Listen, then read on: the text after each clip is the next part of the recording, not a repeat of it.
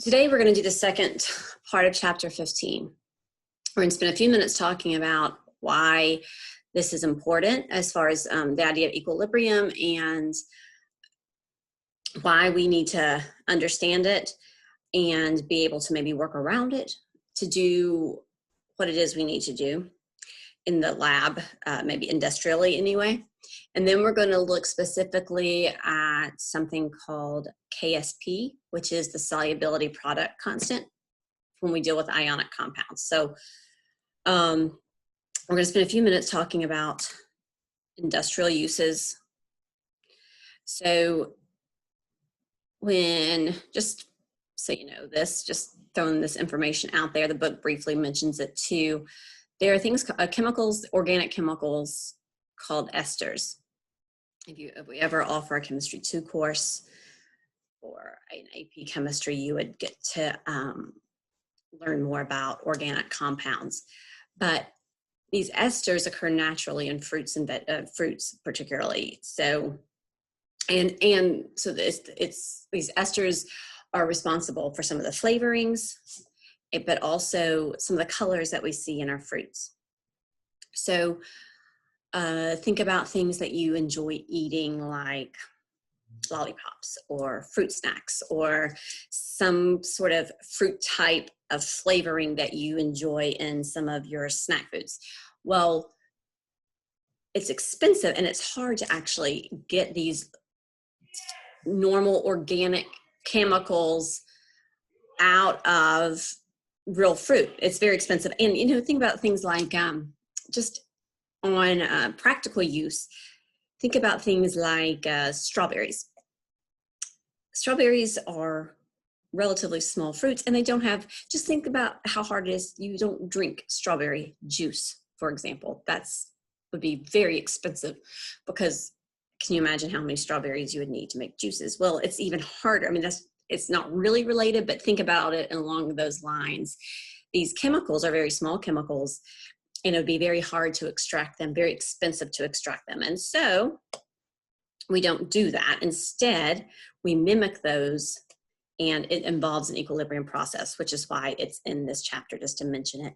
But we take alcohols and organic acids and we go through this process in a laboratory, which is why you're able to get Jolly Ranchers and Starbursts and all your favorite sweet candies with these sort of almost kind of natural flavors, but they're acquired chemically in a laboratory, not by squeezing juices and whatnot out of the fruits.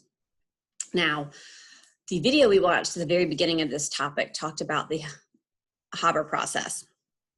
And that is a way to get ammonia out of nitrogen and hydrogen. Those, you would think it'd be easy. Nitrogen and hydrogen are naturally occurring in the atmosphere.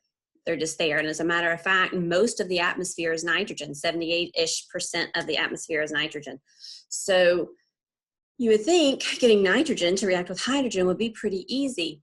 Problem is, as much nitrogen is in the atmosphere, the majority of the nitrogen or the gases in our atmosphere is nitrogen, it's not really usable that way. Plants don't use pure nitrogen. And while we breathe it in, we don't really use pure nitrogen either. So, but we need it. So the problem is sometimes it occurs, the process is natural. So that, for example, this is more biology than chemistry, but humor me for a minute because they're very related. So plants have to use fixed nitrogen in order to be able to survive because they can't take N2 and use it. So what happens is you have nitrogen fixing bacteria that naturally live in the soil and work with the roots of the plants to break down nitrogen into ammonia and ammonium, which is what plants can use. And then we benefit from that because we eat them. And that's how we get our nitrogen, actually, is by eating the plants.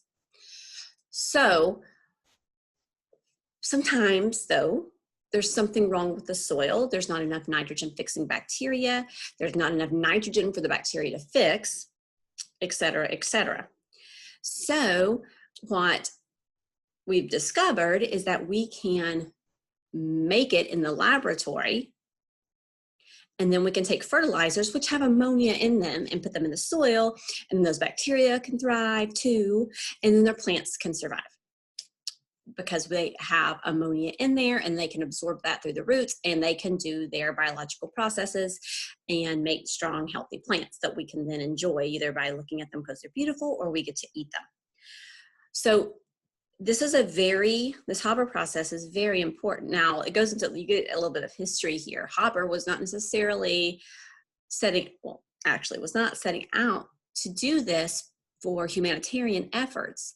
It just so happened that it worked out that way for us, which is great.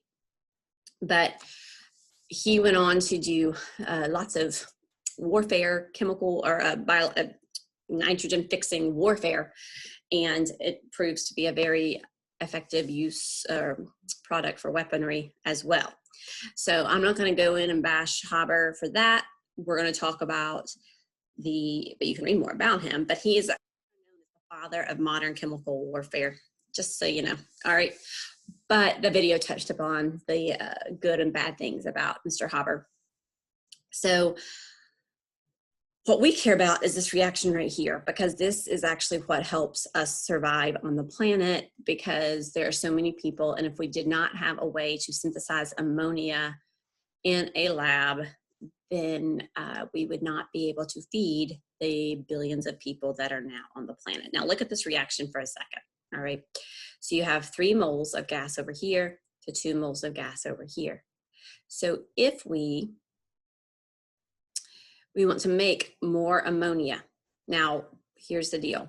Look, 4 moles to 2 moles. So what would happen? We want the equilibrium, and this exists at equilibrium. So we really want it to shift to the right to make more ammonia. So what you would do in an ideal situation, and notice too, it's exothermic, okay? So it wants to make heat. So ideally, what would happen if in a perfect setting is that you would increase the pressure. If you increase the pressure, this side over here, the reactant side is going to feel more stress because there's 4 moles of gas, and it's going to need to relieve some of that pressure. So it's going to shift to the right to make more ammonia because it's a 4-to-2 ratio in terms of moles of gas produced. So if you increase the pressure, look, you get more ammonia. That's good. That's good. Now, what you would have to do, though, is because eventually equilibrium will be reestablished. So what the Haber process did was it found a way to make more ammonia, but you have to pull out the ammonia. Otherwise, if you just let it sit and you increase the pressure, eventually the equilibrium will shift back. Okay, so you have to keep removing ammonia as you make it. So that's what they figured out. That's what Haber was able to figure out, was a way to make ammonia, create conditions like increasing pressure that would shift it to the right to make more ammonia, and at the same time removing ammonia in the process so that it could not go back and reform the reactants. Okay, then ideally, again, you would increase the pressure and lower the temperature, because if you lower the temperature, it's going to want to create more heat. Well, that almost worked. So what ended up happening, and here's a diagram, and I don't need you to memorize this diagram, I just want to show you the Haber process. It takes nitrogen and hydrogen from the air. They come in, they react together in this chamber of high pressure. Look, around 200, 300 atmospheres is where you want this, which is crazy because normal atmospheric pressure is 1. So this would not happen under normal conditions. So you have to really, and when I say increase the pressure, you're multiplying it by 200 or 300 times normal pressure. Then it goes through follow the arrows into this heat exchanger. Now this seems a little counterintuitive because we just talked about doing it at a decreased temperature. Well, the problem is if you decrease the temperature, you lose the gaseous qualities. So they had to work around that. So you have this heat exchange, and then you have this catalyst. And we didn't spend a whole lot of time talking about catalysts, mostly because we skipped chapter 14. But a catalyst is important because it can speed the process of a reaction up. And you'll learn more about that if you ever take another chemistry course. And all this to say, it goes through this process, extremely high pressure, and then it heats it up, which is counterintuitive if you remember, because it's an exothermic reaction. But then they send it, not we, through this cooling chamber, and that actually liquefies ammonia. And look what happens. it takes it out of the system. Okay. So we're removing the ammonia so that we can capture more nitrogen and hydrogen and keep it going through this system, as opposed to the ammonia reconverting back to nitrogen and hydrogen, where they remove the ammonia to keep that equilibrium process to making more ammonia instead of the ammonia reverting back to the reactants. That's a brief overview of the Haber process. Fixing nitrogen is the point, and we can use that in fertilizers and helps us make enough food for all the people on the planet. All right, now let's go into talking about ionic solution compounds in solution, so dissolving them in water. So if you have a saturated solution, remember that's all of the particles. So if you have sodium chloride, for example, you dissolve enough sodium chloride so that there's an equilibrium has been established between undissolved solids and aqueous ions. So it goes back and forth. So NaCl back and forth between its ions, sodium and chloride ions. So the forward reaction is the dissolution, meaning it's breaking apart, and the reverse reaction is called the precipitation reaction, which means it goes back to its solid particles. So when those ions dissolve in water, they dissolve it within the solution, and it becomes a saltwater solution if we're talking about NaCl, for example. But at some point, at the saturation point, there's actually an equilibrium. So you're going back and forth between ions and the solid. That solid is the precipitate, and that's a precipitation reaction. Falling out, like precipitation from the sky is moisture falling out of the sky. A precipitation reaction is where you have your dissolved solid going back and forming the solid itself out of its ions. So when we talk about an ionic equilibrium, what we're talking about is a ratio of dissolved ions and undissolved solids. There is a special equilibrium constant. It's called the solubility product constant, and instead of calling it KEQ, we call it KSP for solubility product. So similar idea with how large and small that KSP value is. So if you have a large KSP, that means a lot, it will dissolve a lot. Okay, so there'll be a lot of ions in solution. A small KSP means it's less soluble, because you're going to have more of the solid in that solution. Okay, so we get these values from measured solubilities. What does that mean? So let's talk about that a little bit more. If the product of ion concentrations equals that KSP value, that means you have a saturated solution. So we're going to look at a few problems, so you'll see what I mean. But when you talk about, remember, a solid has a concentration of 1. So when we're talking about these solubility problems, you're only going to be dealing with the reactants, okay? Because we're assuming we're dissolving this in water, which is a pure liquid, which also has a concentration of 1. So you're really going to be only worried about your dissolved ions as you talk about the KSP. So if the product of the ion concentration equals the KSP, then you have a saturated solution. If the product of the ion concentration is less than the KSP, then you have an unsaturated solution. And then if it's, so you have equal to, less than, but if it's greater than the KSP, then it's supersaturated, meaning you've got more ions dissolved than in theory you should. So here's a couple of problems that we're going to address. So if we, let me subscript this. If we have the KSP of silver chloride, AgCl right here, is 1.8 times 10 to the negative 10, determine its solubility. So we know the KSP. So the solubility means how much, what concentration will dissolve. That's what we're looking for per mole. All right. Moles per liter is what we're, molarity. So how many moles per liter will dissolve? That's what you're looking for. So if you know the KSP is 1.8 times 10 to the negative 10. And you know that silver chloride, as it dissolves, the question is how much really, but If it dissolves, as it dissolves, it's going to break apart into its ions. Now, chloride always has a -1 charge.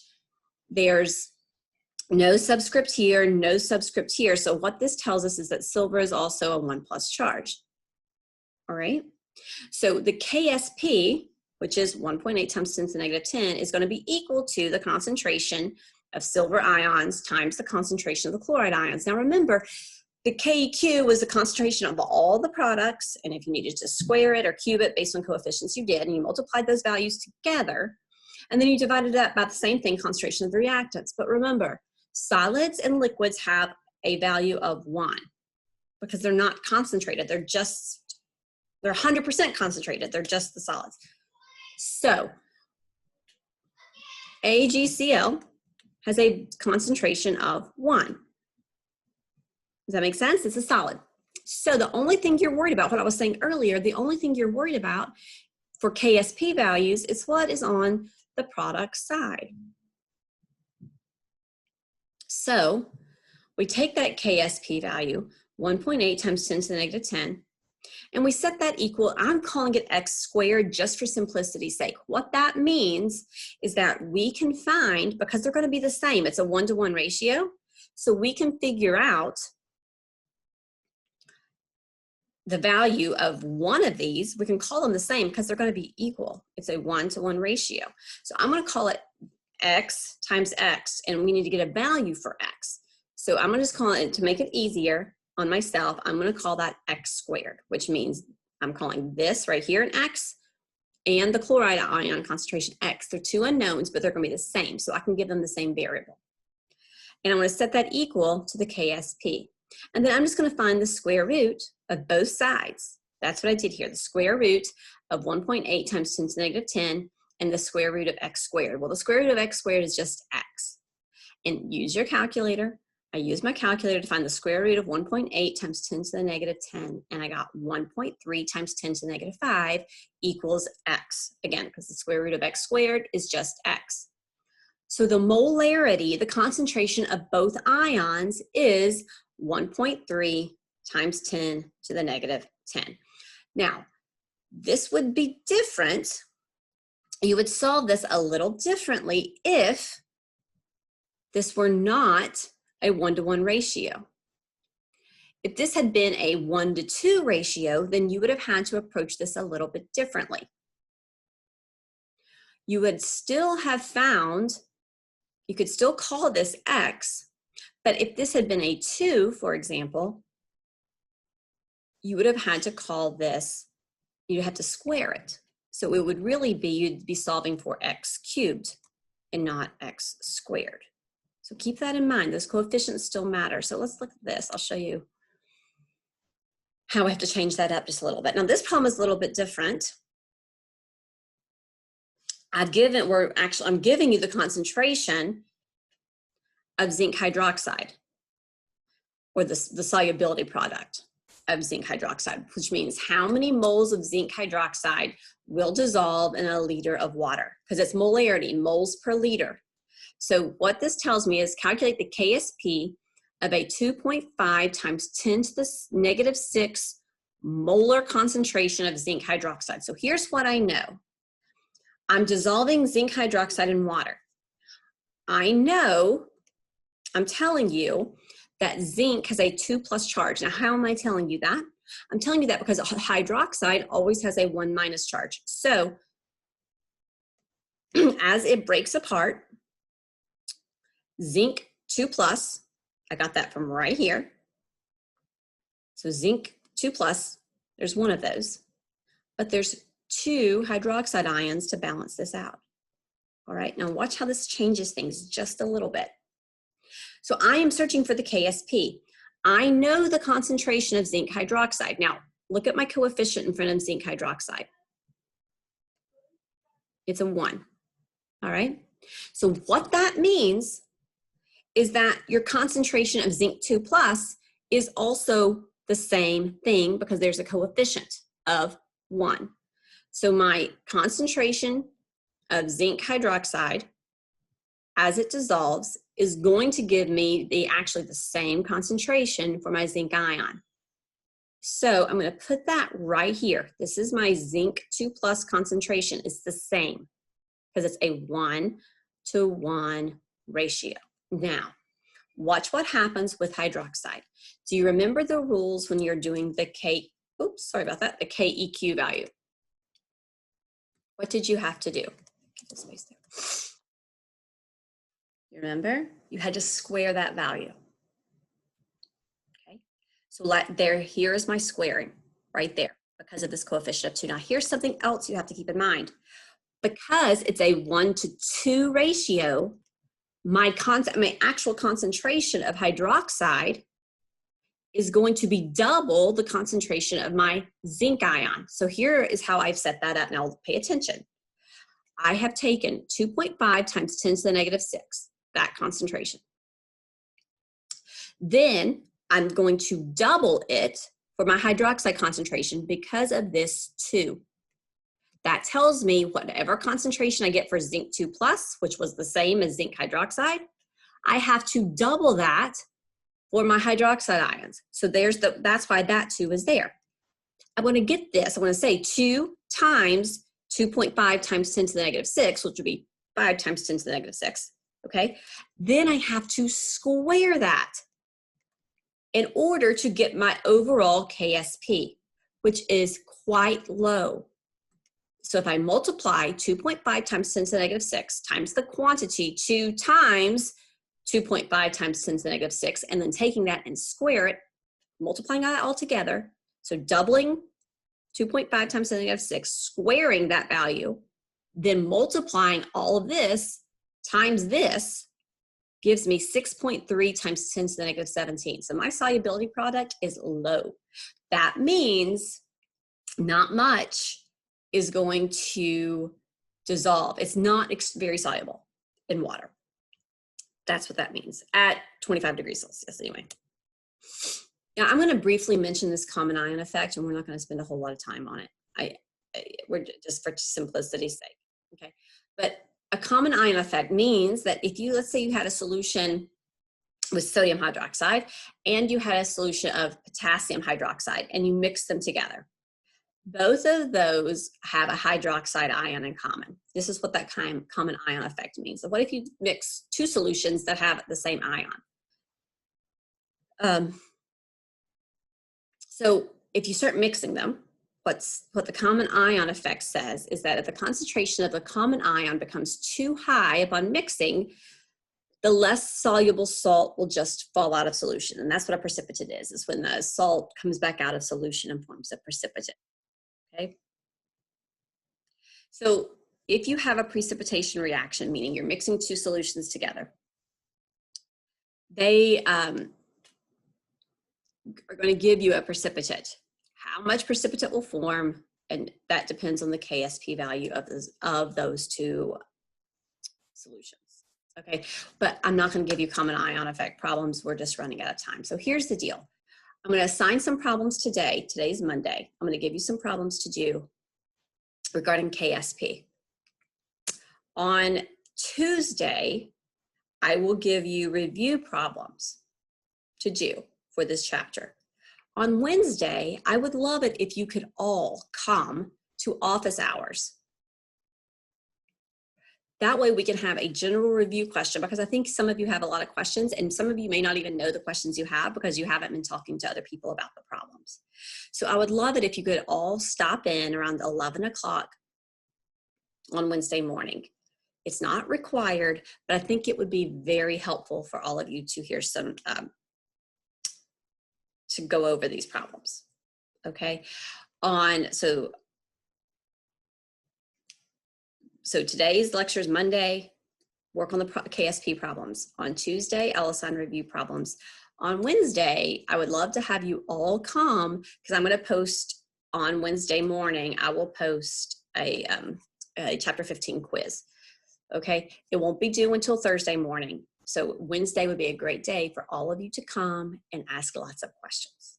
Okay, I hope you guys are doing great and I hope you enjoyed the weekend, and I look forward to talking to you all soon.